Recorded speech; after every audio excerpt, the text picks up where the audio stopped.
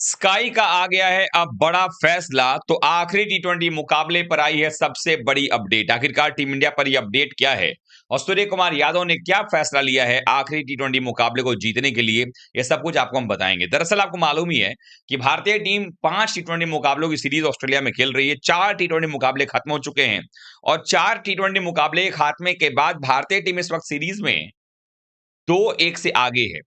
यानी एक मुकाबला ऑस्ट्रेलिया की टीम जीती है, 2 मुकाबले भारत ने जीते हैं और एक मुकाबला जो है वो पहला ही मुकाबला जो रद्द हो गया था। हालांकि अगर कायदे से देखें जिस तरीके की परफॉर्मेंस ऑस्ट्रेलिया कर रहा है इस सीरीज के अंदर में ना, ऑस्ट्रेलिया वो वही मैच हारता और अभी तक भारतीय टीम इस सीरीज को जीत चुकी होती 3-1 से और हम आखिरी टी20 मुकाबले को औपचारिकता समझते।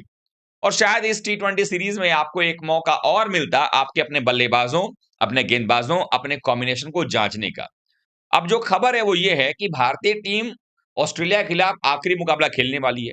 ऑस्ट्रेलिया के ऊपर दबाव इस बात का है कि उनको किसी भी हाल में वो मुकाबला जीतना होगा, क्योंकि अगर वो जीतेंगे तभी वो सीरीज बराबर कर पाएंगे, क्योंकि अगर वो हारे तो सीरीज उनके हाथ से चला जाएगा। इसीलिए ऑस्ट्रेलिया ये चाहेगा कि पूरी ताकत लगा दो, कम से कम सीरीज तो ना हारे। भारत को तो उन्होंने 3-0 से हराया, वनडे 2-1 से हराया वनडे सीरीज में, लेकिन इधर भारतीय टीम ने जो है वो 3-1 से उनको पीटा टी20 के अंदर में। तो जो कैंपेन जो चल रहा है ना एशेस के नाम पर कि एशेस के लिए प्लेयर चला गया, वो प्लेयर चला गया, तो 2026 का टी20 वर्ल्ड कप की भी तैयारी को बहुत बड़ा झटका लगेगा। मिचेल मार्श टॉस तो जीत रहे हैं, लेकिन मैच में उनकी हालत खराब हो जा रही है। इसलिए बड़ा जरूरी है कि मैच जीता जाए, लेकिन भारतीय टीम अपनी तैयारियों में है कि अब यहां पर जो हमने सीरीज में बढ़त बना ली है, बैक टू बैक हमने 2 मैचेस लगातार जीते हैं। एक मैच में हमने 187 चेस किया 9 गेंदे रहते हुए। दूसरे मैच के अंदर में एक समय 91 रन पर 3 विकेट था ऑस्ट्रेलिया का। हॉट फेवरेट लग रही थी ऑस्ट्रेलिया की टीम इस मुकाबले को जीतने के लिए। अगले 28 रनों के अंदर में भारतीय टीम ने उनके 7 विकेट उड़ा दिए और पूरी की पूरी टीम को ऑल आउट करके 48 रनों से जीत हासिल कर ली। सोचिए 168 रनों का टारगेट नहीं चेस कर पाई ऑस्ट्रेलिया की टीम, 167 भारत ने बनाए थे और 119 रनों पर हमने ऑल आउट कर दिया। और उसके बाद आप समझिए भारत सीरीज में तो आगे है ही, लेकिन सबसे बड़ा सवाल जो है वो उठ रहा है कि भारतीय टीम जीत तो गई है, लेकिन कुछ चीजें ऐसी हैं जो प्रयोग के आधार पर चल रही हैं, प्रयोग किए जा रहे हैं। कभी नंबर 3 पर शिवम दुबे, कभी 3 नंबर पर संजू सैमसन, कल को जाकर नंबर 3 पर अचानक से अर्शदीप सिंह बल्लेबाजी करने आ जाए तो हैरत में मत पड़िए, क्योंकि गौतम गंभीर की अगुवाई में ये भारतीय टीम के लिए न्यू नॉर्मल है। ये न्यू नॉर्मल है कि कोई भी कहीं पर भी जाके बल्लेबाजी कर लेता है। पहले यही काम वो लखनऊ सुपर जायंट्स के लिए किया करते थे आईपीएल के अंदर में, कोलकाता नाइट राइडर्स के लिए करते रहे पिछले सीजन में। अब ये भारतीय टीम के साथ हो रहा है, लेकिन ये भारतीय टीम है, ये कोई फ्रेंचाइजी लीग नहीं है और ना ही कोई फ्रेंचाइजी टीम है। ये देश की बात है, देश का सवाल है और इसलिए देश के लोग जो भारतीय फैंस हैं वो सवाल पूछेंगे कि ऐसे प्रयोग क्यों। ऐसे में 5वें टी20 मुकाबले में जो हमारे पास जानकारी उसके मुताबिक किसी प्रकार का प्रयोग आपको, अप्रत्याशित प्रयोग आपको देखने को नहीं मिलेगा। यानी जैसी बैटिंग ऑर्डर है आपकी नंबर 3 पर, नंबर 4 पे, वो तो रहेगी रहेगी। इसके अलावा एक बड़ा फैसला यह है कि टीम इंडिया 5वें टी20 मुकाबले में भी किसी भी प्रकार का बदलाव नहीं करना चाह रही है।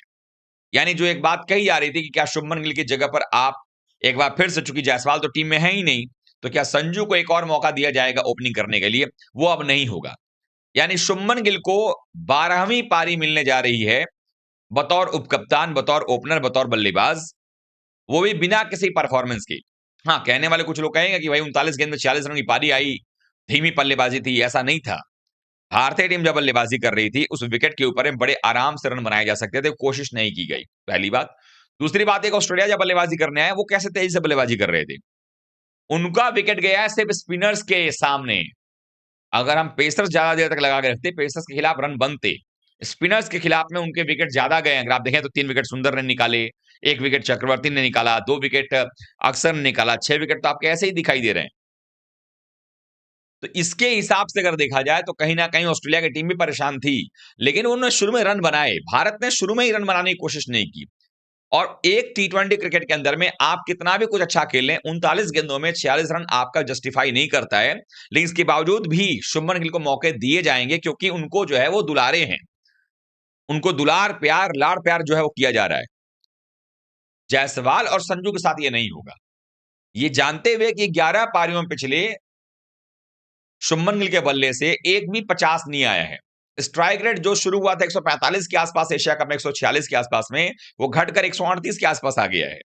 एवरेज भी घट के नीचे की तरफ आ गया है।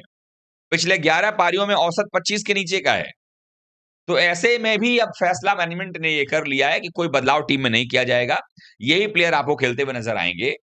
लेकिन सवाल वही आके खड़ा हो जाता है कि आप खिलाओ, कोई सा परेशानी नहीं है, लेकिन वो प्लेयर परफॉर्मेंस भी करना चाहिए। शुभमन गिल को परफॉर्मेंस करके दिखाना पड़ेगा।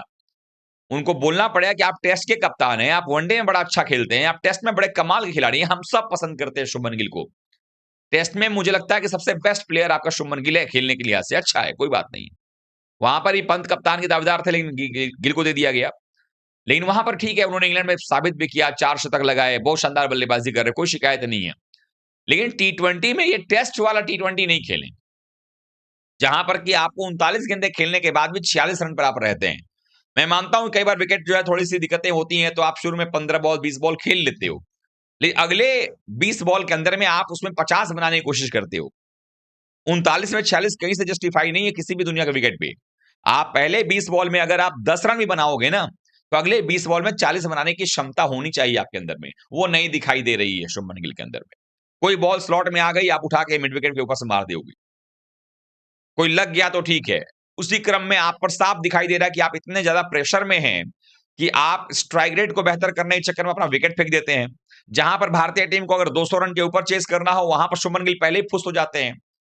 पूरा एग्जांपल आप एशिया कप का उठा के देख लीजिए, जहां पर भी जरूरत पड़ती है, बायलैटरल सीरीज में, वनडे टूर्नामेंट के अंदर में भी, बायलैटरल सीरीज के अंदर में भी, अगर आप देखेंगे जहां डिसाइडिंग मैच होगा, वहां पर वो फेल हो जाएंगे।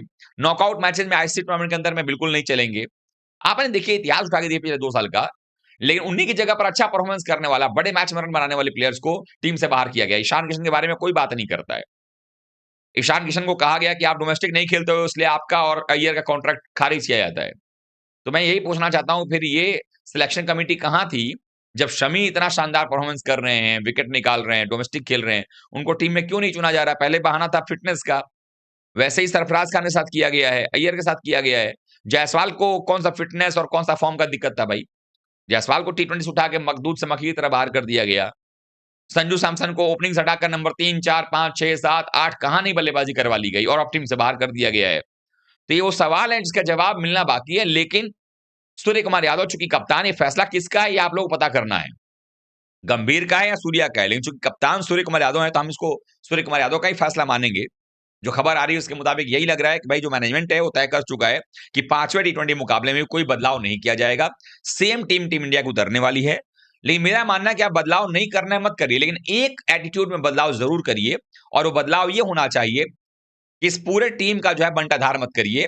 बैटिंग ऑर्डर जहां पर है वहीं रहने दीजिए। सूर्या इतनी अच्छी बल्लेबाजी नंबर 3 पर अगर कर रहे हैं, उनको वहीं आना चाहिए। 4 पर तिलक को आना चाहिए, नंबर 5 पे फिर बाकी जिसको देखना आप देखिए।